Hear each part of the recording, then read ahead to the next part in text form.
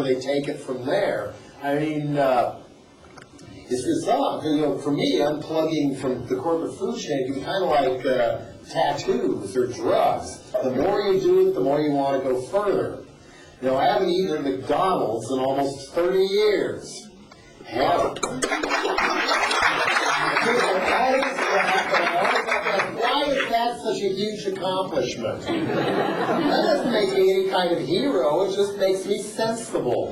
Their food sucks, their business practices suck, Ronald McDonald nauseates me, it's just too humiliating. My taste buds do not approve either. And if I don't want to go to McDonald's, why should I go to Burger King? And if I don't want to go to Burger King, why should I go to Wendy's? And I have to say it, if I want decent coffee, what the hell am I doing in Tim Hortons? Not everybody agrees with that up here. People get very defensive about that. I'm sorry, I've had better donuts too, thank you very much. And Wendy's has actually bought Tim Hortons, and they're starting to be Tim Hortons in some parts of the United States, but thankfully not the western half yet.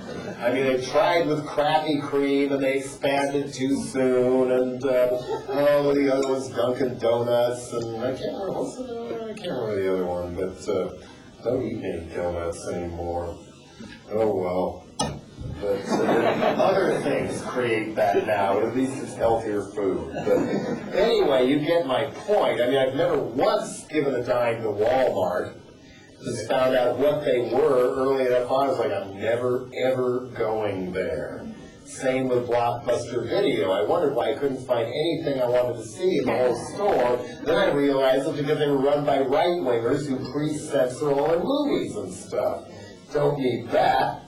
So, you know, to each their own, and also, you know, it helps long-term to find a, you know, not be, be more uber militant than thou about everything, because people like that tend to slip back the quickest sometimes. But finding a moral and ethical code, a lifestyle you can actually live up to and live with long term, it'll stick with you longer. And what else? Oh yeah, you know, even if you do wind up at some point in a real lucrative career track, you know, a doctor, lawyer, construction baron, dentist, web guru, or whatever, you know, one way of staying true to your roots and giving back to the community is giving back to the community.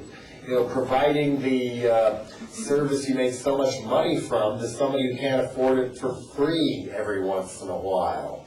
You know, the lawyer who helped me out with that Frankenchrist album obscenity case did it for no fee, because he said he was tired of people like Tipper Gore and the Reagan administration picking on the Constitution, and he wanted to give something back to his profession. You know, I learned something from that. And that kind of falls under the greater heading, maybe, of long-term, not forgetting who you are or where you came from.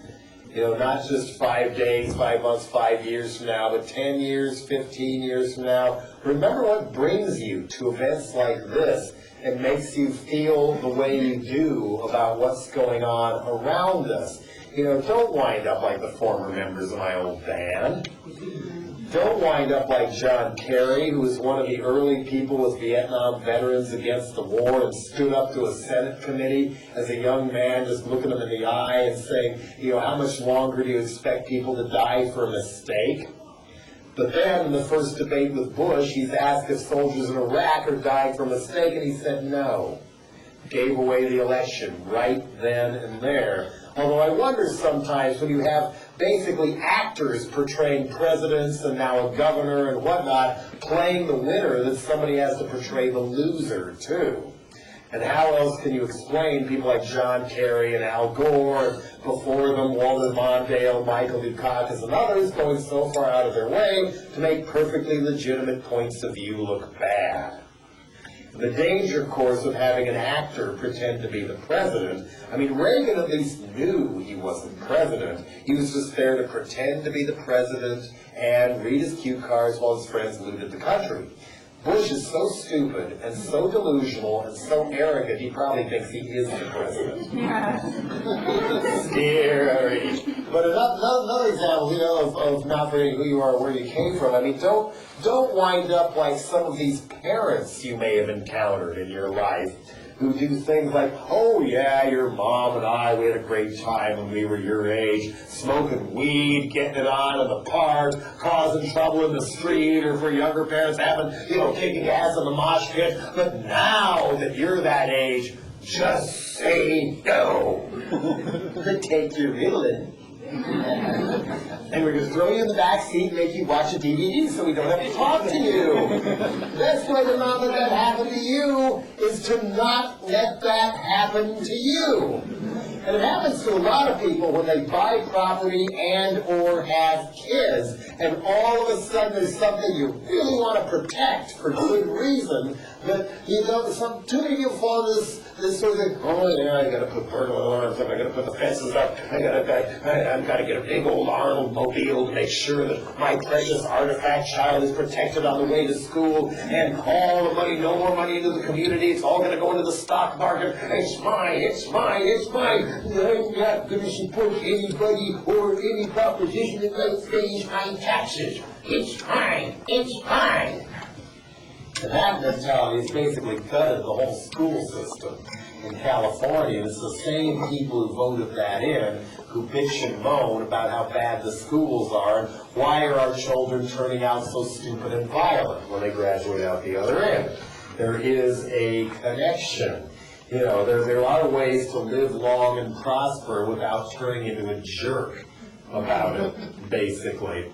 And another part of becoming the media, I think, is teaching to other people media literacy. I mean, Adbusters is kind of devoted to that, too, which you occasionally see in the States and has an underground following. It's a little easier to get here. But what I mean by that is help people grow better bullshit detectors. As far as I'm concerned, nobody should even be allowed to graduate from school until they pass a class on media literacy. But we don't have those classes, so we have to be the teachers instead. And, you know, if you want some of those magazines like I showed earlier, if you spot stuff like that that's obvious propaganda, keep it around, show it to other people, get them to laugh with you at it. Because once the mirror of illusion is shattered, they don't totally believe what they're fed by the corporate media again. You know, same when it's an obvious infomercial on TV news where it's not a reporter at all, but somebody from the company talking about a new product in the middle of a news show, or just obviously doctored photographs or footage. I've seen the same footage of North Korean troops goose-stepping around in that square in Pyongyang for what, 25 years now? And another easy one is, you'll notice, who knows, maybe McLean's does this too. Still photo of a protest somewhere else in the world that speaks a different language that's supposed to support the position that the conservative media wants you to have, you know, pro-American or pro-industrialized Western corporate or whatever, but all the signs are in English, even if it's in a country that doesn't use the same alphabet we do. How often have you seen that? Those can't be real.